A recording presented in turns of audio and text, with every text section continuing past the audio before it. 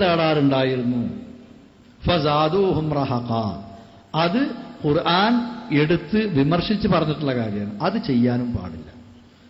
എന്നാൽ ഈ വിളിക്കുന്നത് ഇത് വല്ല ജിന്നും ഉണ്ടെങ്കിൽ ആ ജിന്ന് സഹായിക്കട്ടെ എന്നുള്ള നിലയ്ക്ക് ജിന്നിനോടാണ്. അങ്ങനെ നിയ്യത്ത് വെക്കാനൊക്കെ ആർക്കെങ്കിലും ഒഴിവുണ്ടാകുമോ? ഇങ്ങനെ ഒഴിഞ്ഞ സ്ഥലത്ത് ഇങ്ങനെ പേടിയാണ് നേരത്ത് ജിന്നിനെ നിയ്യത്ത് വെച്ചിട്ട് ജിന്നിന്റെ സഹായം കിട്ടാൻ. അപ്പൊ അതൊക്കെ കുറച്ച് അതിശയോക്തിപരമായ പ്രയോഗങ്ങളും വ്യാഖ്യാനങ്ങളുമാണ്. ആ വിഷയത്തിൽ തന്നെ വന്ന ചില സ്ഖലിതങ്ങൾ ലേഖനത്തിൽ വന്നത് ആ ലേഖകൻ തന്നെ എഴുതിയ പ്രസിദ്ധീകരണത്തിൽ പിന്നീട് തിരുത്തിയിട്ടുമുണ്ട്. തിരുത്തി എന്ന് പറയുന്നത് ശരിയല്ല, തിരുത്തല്ല, വിശദീകരണമാണെന്ന് 8 മാസം മുമ്പ് ബഹ്റൈനിൽ പോയിട്ട് പോലും അനസ് മുസ്ലിയാർ പറഞ്ഞിട്ടുണ്ട്. പിന്നെ ഇപ്പൊ ഇതുകൊണ്ട് നമുക്ക് കേട്ടിട്ട് എന്തേ മനസ്സിലായത്? ഇവിടെ ഹദീദ് ചോദിച്ചിട്ടില്ല. യാ ഇബാദല്ലാഹ് അഈനൂനി എന്നൊരു ഹദീദ് ഉണ്ടല്ലോ എന്നാ കുട്ടി ചോദിച്ചിട്ടില്ല. വിജനമായ സ്ഥലത്തുനിന്ന് വിളിച്ചാൽ ജിന്ന് സഹായിക്കും എന്ന് വിശ്വസിക്കാമോ? ഇപ്പോഴത്തെ ആശയം അനുസരിച്ച് കള്ള ഹദീദും പറഞ്ഞ് നടക്കുക, സഹായിക്കൂല, പോ, കഴിഞ്ഞ്. 1/2 മിനിറ്റ് കൂടി വേണ്ട. എന്തിനെങ്ങനെ പരത്തി പറഞ്ഞത്? ഇത് സലഫി പണ്ഡിതന്മാരുടെ ശൈലിയാ. ഹദീദ് ചോദിച്ചിട്ടില്ലെങ്കിലും ഹദീദ് പറഞ്ഞിട്ടില്ലെങ്കിലും ഹദീദിന്റെ ആശയമാണ് ആ കുട്ടി ചോദിക്കുന്നത് എന്ന് സലഫിക്ക് മനസ്സിലായി. ഹദീദ് പറയാതെ തന്നെ ഒരു തത്വം പറഞ്ഞു കൊടുത്തു. പിന്നെ ആരെയാണ് ഇബാദത്ത് എന്നതുകൊണ്ട് ഉദ്ദേശിക്കുന്നത്? മൂപ്പര് അനാവശ്യമായി പരത്തിപ്പര ഉമ്മാനെയാണ്, ഉപ്പാനെയാണ്, താത്തൂനെയാണ്, ആചാര്യാണ്, മൊല്ലാക്കാനെയാണ്, ഇതൊക്കെ പറയേണ്ട ആവശ്യം എന്താ? ആരെയാണെന്നാണ് പറഞ്ഞാൽ പോരെ. അങ്ങനെ ജിന്നാണ് എന്നെ ഉറപ്പിക്കാൻ പറ്റും. അതൊക്കെ കുറച്ച് അതിശയോക്തി അല്ലേ? എന്നാ ആരാണ് നിങ്ങൾ തുറന്ന് പറ.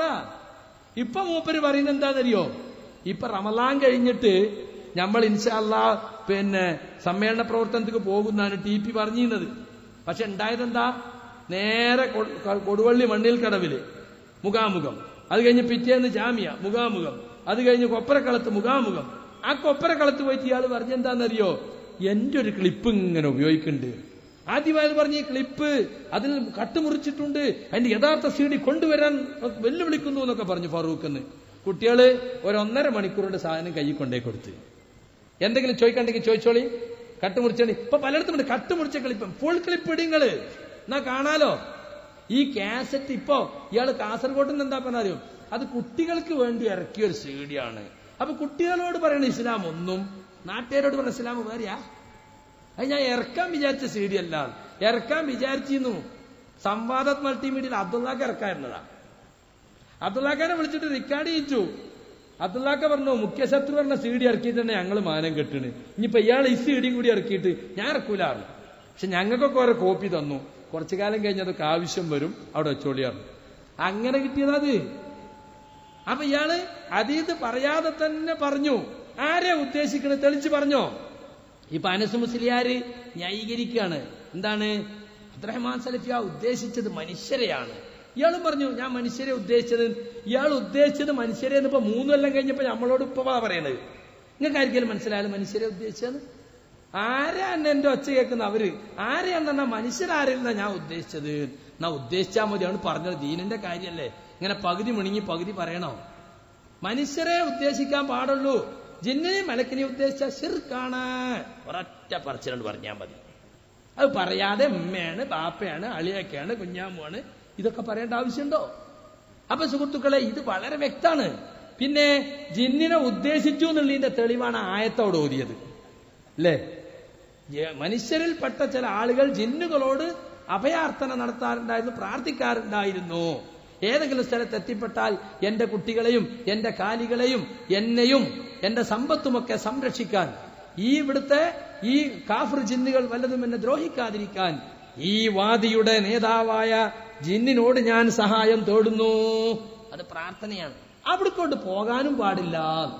എന്നാ പിന്നെ ഇതിനത് പറഞ്ഞ അവിടെ ജിന്നുകളോട് ചോദിക്കണ പ്രാർത്ഥന പറഞ്ഞിട്ട് അവിടേക്കോട്ട് പോകാനും പാടില്ല, ആ നിലയ്ക്ക് എത്താനും പാടില്ല. അപ്പൊ പ്രാർത്ഥനയാകാത്ത ഒരു സഹായം ചോദിക്കലാണ് അവിടെ എന്ന് സലഫി സമ്മതിക്കാണ്. ഇത് മൂപ്പര് വിശദീകരിച്ചപ്പോ ഈ മുഖാമുഖത്ത് രാത്രി 12:30 മൂപ്പര് എന്താ പറഞ്ഞോ? കള്ള ഹദീസും പിടിച്ച കള്ളത്തരം പറഞ്ഞിട്ട് ഇങ്ങോട്ട് വാടാ ഒന്ന് കേൾപ്പിച്ചു കൊടുക്കും. ഇടവണ്ണക്കാരൊക്കെ നല്ല ഉറക്കായിരിക്കും. അപ്പൊ 12:30 മണിക്കാ മരുഭൂമി ചെന്നുപെട്ട ഒരു ജിന്നിനോട് ചോദിക്കാനുള്ള ഒരു കള്ള ഹദീസും പിടിച്ച് കള്ളത്തരം പറഞ്ഞ് മുവഹിദുകളെ ശിർക്കിലേക്ക് കൊണ്ടുപോവുകയാണോ ഇതാണോ ഹദീസ് പണ്ഡിതന്മാരുടെ പണി? ഏത് ഹദീസാണോ നീ ഓതിയത്? ആരാണോ നിനക്ക് ഹദീസ് പഠിപ്പിച്ചതെന്നത്? മരുഭൂമിയിൽ പോയ ജിന്നിനോട് ചോദിക്കണമെന്ന് എവരാണോ നിന്നെ പഠിപ്പിച്ചത്? ആരാ നിനക്ക് ഹദീസ് പഠിപ്പിച്ചത്? ആ മുഹദ്ദിസിനെ കൊണ്ടുവാ ഇങ്ങോട്ട്. ധൈര്യമുണ്ടെങ്കിൽ കൊണ്ടുവാ ഇങ്ങോട്ട്. ഹദീസ് പഠിപ്പിച്ചു തരാ. ഹദീസ് പണ്ഡിതന്മാരല്ലാത്ത ഞങ്ങളുടെ മുന്നിലേക്ക് വാ. നല്ല ആളില്ലാത്ത പോസ്റ്റിൽ ഗോൾ അടിക്കല്ലോ, നല്ല വെല്ലുവിളിക്കല്ലോ. 12 ആരുമില്ലല്ലോ. ഞങ്ങളാരോ പറഞ്ഞണോ മരുഭൂമി ചെന്നാ അന്നല്ലാത്തവരെ വിളിക്കണമെന്ന്? ഞങ്ങൾ ആരെങ്കിലും ജിന്നുകളെ വിളിക്കാന്ന് പറഞ്ഞു? അപ്പൊ ഇല്ലാത്ത വാദം മടിച്ചേൽപ്പിച്ചിട്ട് നിഴൽ യുദ്ധം നടത്തുകയാണ്. ആ കാണികൾ വിചാരിക്കും ഭയങ്കരട്ടോ, ഇയാള് തൗഹീദ് ഭയങ്കര കട്ടിയാട്ടോ, നട്ടപ്പാതിരൊക്കെ അലറുക. ആരോട്?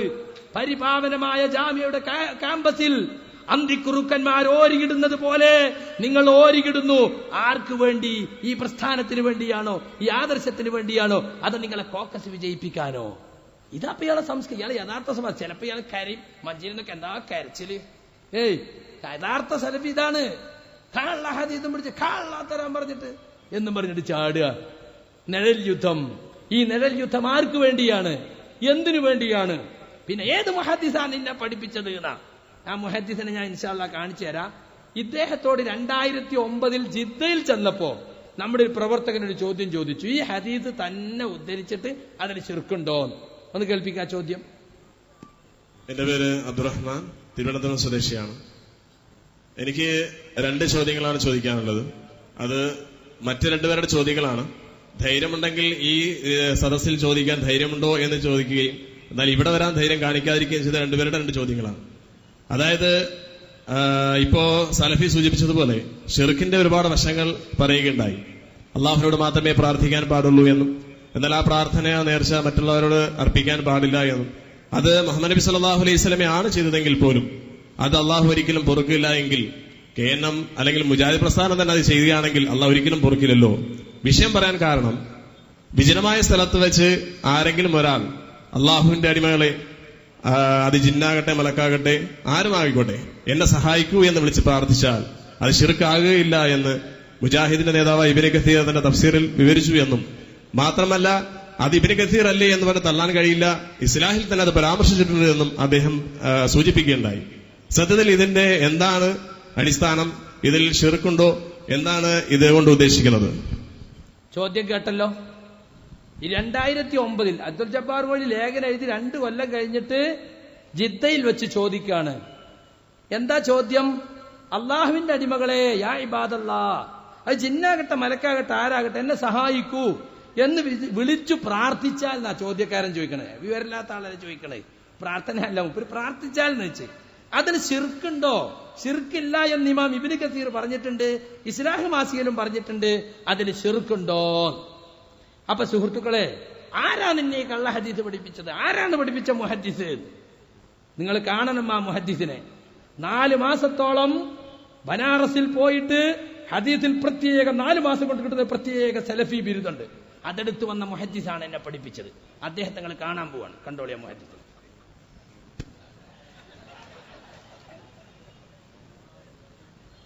യാ ഇബാദല്ലാഹ് അഈനൂനി എന്നെ പഠിപ്പിക്കണം എന്ന് വിജനമായ സ്ഥലത്ത് ഒരാളും രക്ഷിക്കാൻ ഇല്ല എന്ന് തോന്നുന്ന സ്ഥലത്ത് ഒരാള് വിളിച്ചു തേടാമോ എന്നതാണ് പ്രശ്നം.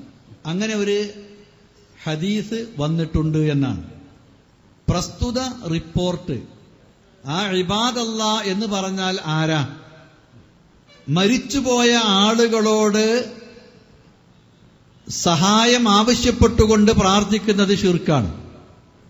ജീവിച്ചിരിപ്പുള്ളവരോടും ദുആ ചെയ്യുന്നത് ശിർക്കാണ്.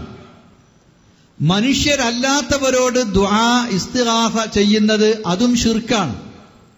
ആകാശമാവട്ടെ, ഭൂമിയാകട്ടെ, നക്ഷത്രങ്ങളാകട്ടെ, സമുദ്രമാകട്ടെ, കല്ലാകട്ടെ, ഖബറാകട്ടെ, മരിച്ച മനുഷ്യരാകട്ടെ, ജീവനുള്ള മനുഷ്യരാകട്ടെ, ദുആയാണോ അത് അല്ലാഹു അല്ലാത്തവരോട് ചെയ്യുന്നത് ശിർക്കാണ്.